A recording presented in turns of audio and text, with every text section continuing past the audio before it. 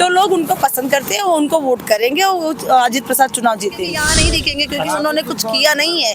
और cycle puncture हो जाएगी ना तब भी लोग उसको ले जाके पंचर बनवा लेंगे, उनका कमल जुड़ नहीं पाएगा। विकास के नाम पर लोगों के घर गिराए, लोगों की जमीनें ली गई, लेकिन मुआवजे के नाम पर क्या दिया? अरे 1988 से सर्किट हाउस में मालिकगिरी में काम।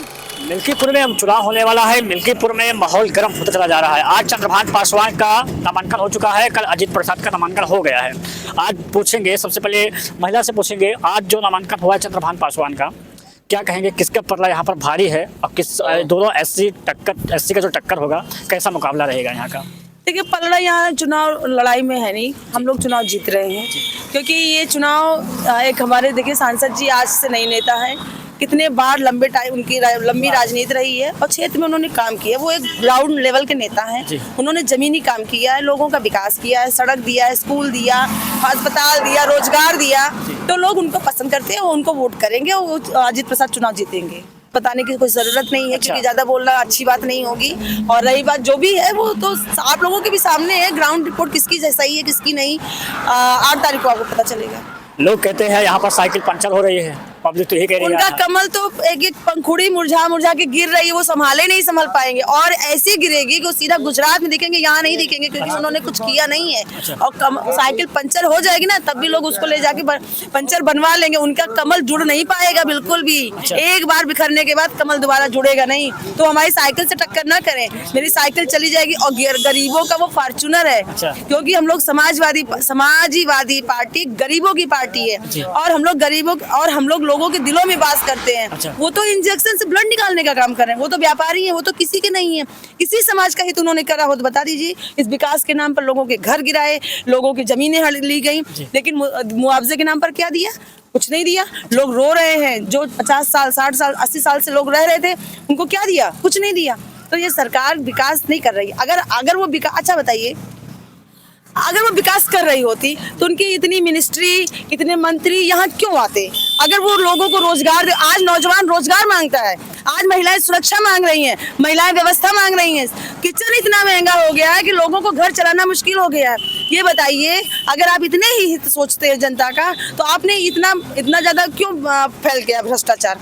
पहले तो वो काम करें, ग्राउंड लेवल पर काम करें। वो काम नहीं कर रहे हैं, केवल कागज पर उनके मंत्री को लूट खसोट का काम हो रहा है। फिर भी मैं आपसे भी निवेदन करूंगी कि मेरे भैया हम लोगों को सपोर्ट करो, क्योंकि अगर हम लोगों को सुरक्षा चाहिए, हम लोगों को व्यवस्था चाहिए, हम लोगों को रोजगार चाहिए और हम लोग महंगाई को कम करना है और शिक्षा व्यवस्था को दुरुस्त करना है तो सरकार को बदलना होगा। वरना ये सरकार एक दिन ऐसा भी आएगा कि हर पब्लिक, हर जनता के हाथ में कटोरा पकड़ा देगी और रोजगार नहीं देगी। 5 किलो राशन क्यों देती है ये सरकार? क्यों देती है? उनको नहीं देना चाहिए। अगर आप सच में जनता का हित सोचते हो तो 5 किलो राशन आज बंद करा दो और जनता को रोजगार दे दो। जनता आपको वोट करेगी, हमको नहीं करेगी, लेकिन वो रोजगार की बात नहीं करते हैं। आप शिक्षा स्कूलों को क्यों बंद कर दिए हैं? कोरोना पीरियड से आप देखिए शिक्षा को एकदम ध्वस्त कर दिया। क्यों? क्योंकि रोजगार, अगर शिक्षा दे देंगे तो जनता पढ़ लेगी, समझदार हो जाएगी, अपने राइट्स को जानेगी और जब अपने अधिकार जानेगी तो आपसे रोजगार मांगेगी। इसीलिए आप शिक्षा व्यवस्था को आप ध्वस्त कर दे रहे हो। तो सरकार जो है केवल जनता को चूसने का, लूट खसोट का काम कर रही है, इंजेक्शन से ब्लड निकाल रही है।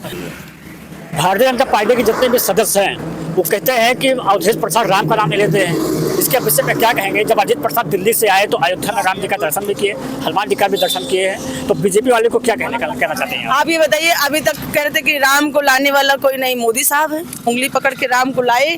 तो आज जब अवधेश प्रसाद जीत गए तो आपको मिर्ची लगने लगी, बहुत तगड़ा झटका लगा, मुंह में काली कूद गई। और जब आपने राम मंदिर का उद्घाटन इतनी जल्दी क्यों कर दिया? क्यों? क्योंकि आपको वोट लेना था ना। मंदिर कंप्लीट भी नहीं हुआ था लेकिन इन्होंने राम मंदिर का उद्घाटन कर दिया। बारिश में मंदिर चू रहा था, भगवान जी के सर पे भी पानी चू रहा था, तब आपको नहीं समझ में आया? आपके वोट लेने के लिए जनवरी में आपने उद्घाटन कर दिया था। तो ये क्या है? केवल आप जनता को भरमाने का काम कर रहे हैं। और राम जी ने अवधेश प्रसाद को आशीर्वाद दिया, तब वो जाके अयोध्या के सांसद बने थे। अगर उनको आशीर्वाद मिला होता, उन्होंने कहा मैं तो राम को उंगली पकड़ के लाया हूँ। आपने बड़े बड़े पोस्टर्स देखे होंगे, अपना इतने बड़े राम को इतना बड़ा, आप राम भगवान से बड़े हो गए। आस्था किसको नहीं है? क्या आप भगवान को नहीं मानते? मैं भी भगवान को मानती हूँ, आपको भी भगवान मानते हैं। तो आस्था पर आप क्यों लोगों की इमोशन के साथ खेल रहे हैं? किसी के इमोशन के साथ आप मत खेलिए। आप जनता के मुद्दों की बात करिए, आप रोजगार की बात करिए। जनता, आज का नौजवान रोजगार मांगता है। नौजवान ओवर एज हो रहा है, रोजगार नहीं मिल रहा है। क्यों? क्योंकि आप चाहते नहीं हो देना। तो इस मुद्दे पर राम जी ने अवधेश प्रसाद को आशीर्वाद दिया था, इसलिए वो सांसद बने। और अब उनके पुत्र अजीत को देंगे। भाई जिसके नाम के आगे अजीत हो, जीत हो, वो तो स्वयं में जीता है। भगवान जी ने आशीर्वाद दिया है। 33 साल बाद कटहरी बीजेपी जीते हैं, क्या उसका यहाँ पर कुछ फर्क पड़ेगा कि नहीं पड़ेगा, कि यहाँ के विकास को लेकर फर्क पड़ेगा? देखिए, वो कटहरी की बात अलग है, ये अयोध्या है। अयोध्या में विकास के नाम पर बहुत ज्यादा विनाश हुआ है। लोगों के भावनाओं के साथ खिलवाड़ हुआ है, लोगों के घर गए हैं, लोग आहत हुए हैं और लोगों को बहुत ज्यादा मतलब एक तरह से उनके आंसू तो गिरे थे, खून के आंसू रो रहे थे। क्यों? सरकार की वजह से। तो वो सरकार, अब जनता क्या करेगी? जनता तो सरकार से नहीं लड़ सकती ना।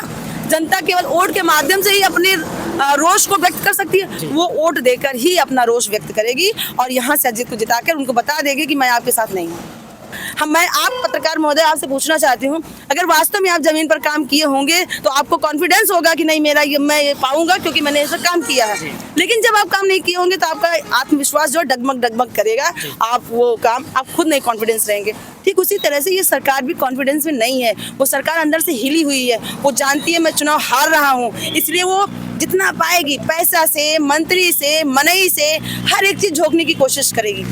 लेकिन समाजवादी पार्टी के जितने भी कार्यकर्ता, पदाधिकारी, जितने भी वोटर्स हैं, यहाँ मिल्कीपुर की देवतुल्य जनता, वो सब इंटरनली चुपचाप वोट दे देगी। ये देखते रह जाएंगे, कुछ नहीं कर पाएंगे। ये आप देखिएगा। क्या नाम है? मैं सरोज यादव, जिला अध्यक्ष महिला सभा, समाजवादी पार्टी। बहुत बहुत धन्यवाद। समाजवादी पार्टी से ये बताइए चाचा, कितने साल के हैं आप? पहले बताइए। हाँ, अब वोट डालो जाके कितने साल के हैं? अरे हमें क्या पता। अरे कम से कम नहीं तो 75 के ऊपर है। 75 साल। हाँ। कब से जुड़े हैं समाजवादी पार्टी से? समाजवादी से हम जुड़े हैं, बहुत दिन से जुड़ रहे हैं आयरन में। अच्छा। हाँ, तब समाज मिस्टर सेन यादव रहे, उनसे भी जुड़े थे। अच्छा। कम्युनिस्ट पार्टी सबसे में जुड़े हैं। अच्छा। हाँ, आपको इस सरकार में, भारतीय जनता पार्टी के सरकार में क्या क्या मिलता है, पहले ये बताइए। हमको क्या मिल रहा है? कुछ नहीं मिल रहा है। अच्छा। अरे 1988 से सर्किट हाउस में मालीगिरी में काम किया। अच्छा। और केस में रिजर्व है। हाँ। क्या मिल रहा? हमारा 100 रुपए में 60% दे दिया, 40% को पेंशन बना दिया। हाँ, बोलो, हमारे पैसा हम इनको पेंशन चूंटे पंची करके पेंशन भी बना दिया। अब कितना? 1500 रुपये महीना। कहाँ 35,000 केस में रिजर्व है थे। Circuit house. अच्छा। हैदराबाद में जज्जा। अच्छा। हाँ, सम्मान निधि मिलता है? हाँ? सम्मान निधि कुछ नहीं मिलता, सामान कुछ नहीं मिलता है। 2000 जो मिलता है वो भी नहीं मिलता है? कुछ नहीं मिलता। अच्छा। असली सरकार में राशन भी मिलता रहा, सब चीजें मिलती रही। अच्छा। लेकिन ये सरकार में कहा कि जो नौकरी वाले हैं इनको कोई योजना, लैटरिन और ये घर जो आता है ये भी नहीं मिला। अच्छा। न राशन मिला, कुछ नहीं मिलता हमको। कहते नौकरी किए हैं। अच्छा। हाँ, ये देखिएगा। कितने साल के हैं फिर से बताइए? कितने साल के? हाँ। हम कम से कम 70 साल के हैं। 70 साल के।